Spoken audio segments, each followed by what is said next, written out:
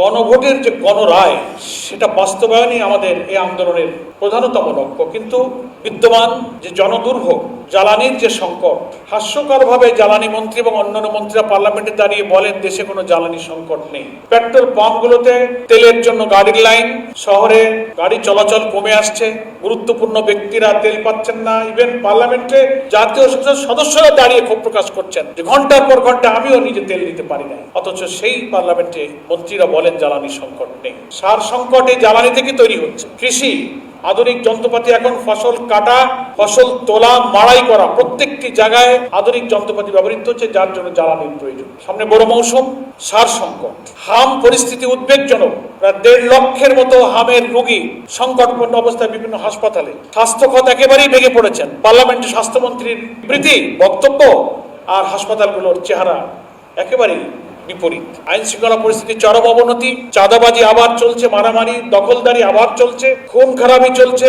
বিভিন্ন জায়গার কমিটি, নানান জায়গার সমিতি কমিটিতে সেই কর্তৃত্ববাদী শাসনের মতো এখন দখলবাজি শুরু হয়েছে। দখল হচ্ছে, বাতিল হচ্ছে এবং একটা দলের নেতৃত্বে দেশ যেন আবার সেদিকে চলে যাচ্ছে। আর ব্যাংক খাত একেবারেই ধ্বংস করার দিকে চলে। এমন কোন নজির আছে কিনা একটা সরকার ক্ষমতায় এসে 1-1.5 মাস যে পারে নাই 40-42 হাজার কোটি টাকা শুধু ব্যাংক থেকে ঋণ করেছেন। আর ব্যাংকগুলো দখল করে নিজেদের সিন্ডিকেটওয়ালা লোকদের হাতে ব্যাংক তুলে দিয়ে সাধারণ গ্রাহক কোটি কোটি যারা আমানত রেখে এখন চরম উদ্বিগ্নতার জন্য রাজপথে নামছেন, বক্তব্য রাখছেন, কথা বলছেন। এই সামগ্রিক জনস্বার্থ, জনদুর্ভোগ দূর করা এবং দলীয়করণের মধ্য দিয়ে দেশকে যে আবার সেই যে কালো যুগ থেকে জাতি রক্ত দিয়ে ফিরালো এবং প্রশাসনের মধ্যে যে দলীয় নির্লজ্জভাবে যে দলীয়করণ চলছে, এর বদলি ওএসডি উনাকে পদত্যাগে বাধ্য করা, একেবারে 1-1.5 মাসের মধ্যে একটা ফ্যাসিবাদী স্টাইলে যার বিরুদ্ধে এতকাল ওনারাই বক্তব্য রেখেছেন, আমরা রেখেছি,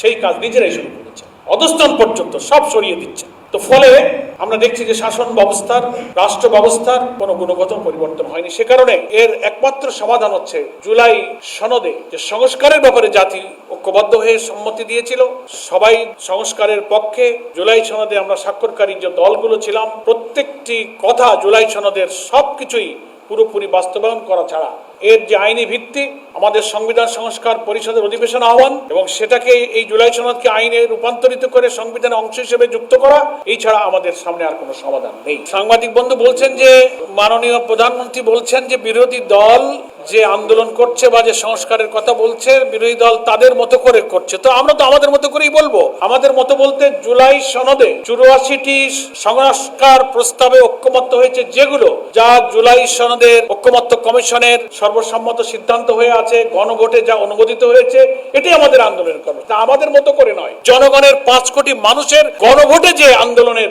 সুফল তারা ঐক্যমত করেছে, সেটাই আমাদের আন্দোলনের কর্মসূচি। এখানে আমাদের মতো করে কোনো ব্যাখ্যার সুযোগ নেই। বরং আমরা বলবো, মাননীয় প্রধানমন্ত্রী যদি এটা বলে থাকেন তাহলে উনি ভুল বলেছেন। বরং ওনারা যে ব্যাখ্যা দিচ্ছেন জুলাই সনদ আর সংস্কারের, সেটা হচ্ছে গণভোটের রায়ের বিপরীত, গণভোটের চেতনা, গণভোটের ফলাফলের বাইরে ওনারা ব্যাখ্যা দিচ্ছেন। এটার সাথে জনগণের, জনমতের কোনো সম্পর্ক নেই। এই আন্দোলনকে ওনারা জনগণকে সাথে নিয়ে মোকাবেলা করবেন। তো ঠিক আছে, অসুবিধা নেই। গণতান্ত্রিক দেশে পার্লামেন্টারি সিস্টেম অফ পলিটিক্স এবং ডেমোক্রেসিতে নিয়মতান্ত্রিক গঠনমূলক দেশের জন্য আন্দোলন বিরোধী দল তো করবে, কিন্তু সরকারি দল এটাকে মোকাবেলা করার যে ভাষা, আমরা ফ্যাসিবাদী রাজনৈতিক শক্তির সেই ভাষার প্রতিচ্ছবি বা সেই সুর বা সেই কণ্ঠ তাদের কাছ থেকে কিন্তু শুনতে পাচ্ছি। বিএনপির মহাসচিব খুব দুঃখের সাথে আমি বলবো, উনিও মাঝখানে একদিন ঘোষণা দিয়েছেন রাজপথের সে আন্দোলন উনি এবং স্বরাষ্ট্রমন্ত্রী বলেছেন ওনারা মোকাবেলা করবেন। তো সেই মোকাবেলার অর্থ রাষ্ট্রীয় ক্ষমতা, রাষ্ট্রীয় বাহিনী, রাষ্ট্রীয় শক্তি, জনগণের ট্যাক্সের টাকা পয়সায় কেনা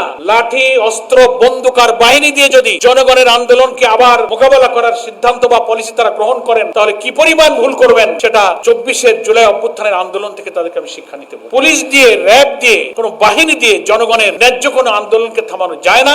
এই ইতিহাস এই জাতির সামনে আছে। নিয়মতান্ত্রিক গঠনমূলক আন্দোলনের কথা আমরা বলি, ওনারাও যখন রাজপথে ছিলেন তখনও বলেছেন। ফলে আমি মনে করি জনগণের কথা বলা, সভা সমাবেশ করা, মিটিং মিছিল করা, এটা আমাদের সাংবিধানিক অধিকার। গঠনতন্ত্রের, নিয়মতান্ত্রিক আন্দোলনের, রাজনৈতিক কর্মসূচির আইনগত এবং গঠনতান্ত্রিক সুযোগ, অবাধ অধিকার রয়েছে। এখানে কোনো ফ্যাসিবাদী, কর্তৃত্ববাদী নিপীড়ন যদি চাপিয়ে দেওয়া হয়, তাহলে তার পরিণতি আগেও যা হয়েছে তাই হবে। আমি মনে করি সরকারের এ ব্যাপারে সহনশীল হওয়া উচিত, গণতন্ত্রের প্রতি, জনগণের অধিকারের প্রতি শ্রদ্ধাশীল হওয়া উচিত। সেভাবেই তারা এটাকে বিবেচনা করবেন। যুক্তি দিয়ে, আদর্শ দিয়ে আপনারা কথা বলুন। আদর্শ আর যুক্তি যখন ফুরিয়ে যায় তখন তারা সন্ত্রাস এবং অপপ্রচারের পথ বেছে নেন। ফলে এই ধরনের হুমকিকে আমরা সেটাই মনে করি।